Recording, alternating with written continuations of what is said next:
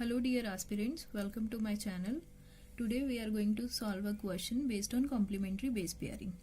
So the question is, this is the sequence, a sequence from the coding strand of gene is given. Okay, what will be the corresponding sequence of transcribed mRNA?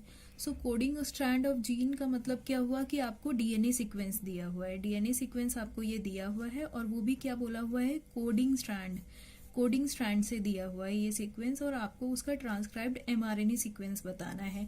तो सबसे पहले आपका जो पहले से knowledge होगी उसके बारे में डिस्कस कर लेते हैं कि जो भी आप अगर जीन के बारे में बात करते हो, जीन जो होता है वो बेसिकली डीएनए से बना होता है। तो डीएनए जो हो आपका जो डीएनए है वो डबल स्ट्रैंडेड डीएनए होता है एंड डीएनए में दो स्ट्रैंड होते हैं, एंटीपोलर डायरेक्शन में एक 5' 3' डायरेक्शन में होता है और एक 3' 5' डायरेक्शन में होता है। अब जो आपका 5' 3' डायरेक्शन वाला स्ट्रैंड होता है उसको हम बोलते हैं कोडिंग स्ट्रैंड, एंड जो उसका कॉम्प्लीमेंट्री स्ट्रैंड होता है दैट मीन्स 3' 5' डायरेक्शन वाला जो स्ट्रैंड होता है उसको बोलते हैं नॉन कोडिंग स्ट्रैंड।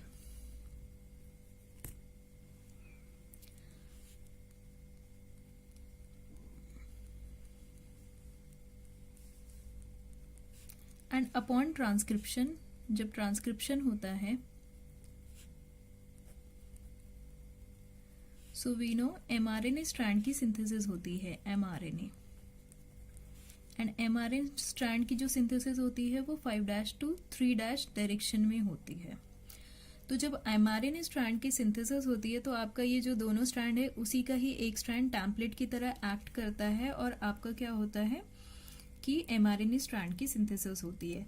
तो आपको ये याद रखना है कि क्योंकि mRNA स्ट्रैंड की सिंथेसिस 5' 3' डायरेक्शन में होती है तो जो आपका डीएनए का 3' 5' डायरेक्शन वाला सीक्वेंस है वो एक्ट करता है एज अ टेम्पलेट। तो ये जो आपका नॉन कोडिंग स्ट्रैंड है इसको आप टेम्पलेट स्ट्रैंड भी कहेंगे और जो आपका 5' 3' वाला है इसको नॉन टेम्पलेट भी कहते हैं।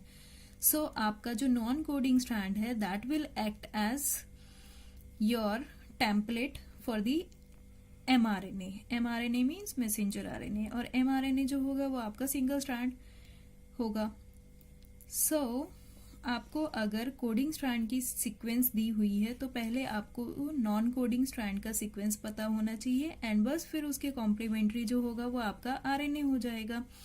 सो अगर हम यहाँ पे अपना कोडिंग स्ट्रैंड का सीक्वेंस ले लेते हैं, सीक्वेंस क्या दिया हुआ है, A G G T A T C G C A T, ये आपका 5' 3' सीक्वेंस होगा। अब इसका पहले आप कॉम्प्लीमेंट्री ले लीजिए। कॉम्प्लीमेंट्री में क्या होगा कि ए की जगह क्या होगा, एक के साथ जो पेयरिंग करेगा वो क्या होगा, टी होगा। जी के साथ पेयरिंग सी करता है, सी के साथ जी के साथ सी करेगा, टी के साथ ए के साथ थाइमीन, टी के साथ ए फॉर एडेनिन, सी के साथ जी फॉर ग्वेनिन, जी के साथ सी फॉर साइटोसिन, सी के साथ जी फॉर ग्वेनिन, ए के साथ T for thymine and T के साथ ए फॉर एडेनिन। सो आपका ये 3' 5' स्ट्रैंड की सीक्वेंस आ गई। अब यही सीक्वेंस आपका टेम्पलेट की तरह एक्ट करेगा एंड ये आपका mRNA फॉर्म करेगा। तो ये आपका जो 3' 5' है ये टेम्पलेट की तरह एक्ट करेगा और जस्ट आपका इसका कॉम्प्लीमेंट्री आपको लेना है, वो आपको mRNA स्ट्रैंड की सीक्वेंस मिल जाएगी। सिर्फ और सिर्फ आपको क्या याद रखना है कि जहां पे आपका टी होगा, thymine is replaced by uracil in RNA. तो जहां पे थाइमीन आना होगा, थाइमीन की जगह यूरेसिल होगा। तो as we know complementary base pairing में एडेनिन जो होता है वो थाइमीन के साथ बेस पेयर करता है, ग्वेनिन जो होता है वो साइटोसिन के साथ बेस पेयर करता है एंड वाइसी वर्सा। सिर्फ और सिर्फ आरएनए में क्या डिफरेंस है कि जहां पे आपका टी आना होगा, एडेनिन के साथ जहां टी आना होगा वहां टी की जगह क्या आएगा, यूरेसिल आएगा। Now back to our question, यहाँ पे थाइमीन है तो थाइमीन के साथ एडेनिन पेयर करेगा, ए आएगा। साइटोसिन है तो साइटोसिन के साथ ग्वेनिन, साइटोसिन है तो ग्वेनिन, एडिनिन है तो यहाँ पे थाइमिन आना चाहिए था, बट थाइमिन नहीं आएगा। आरएनए के केस में क्या आएगा, यूरेसिल, तो यहाँ पे क्या आ जाएगा, यू। यहाँ पे थाइमिन है तो थाइमिन की जगह एडिनिन, एडिनिन है तो अगेन एडिनिन की जगह uracil.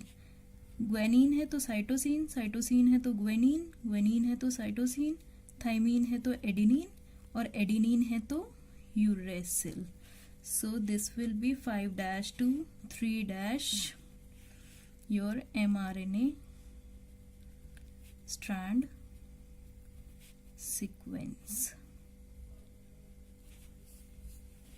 I hope you found this video helpful. If you like it, please do share, subscribe.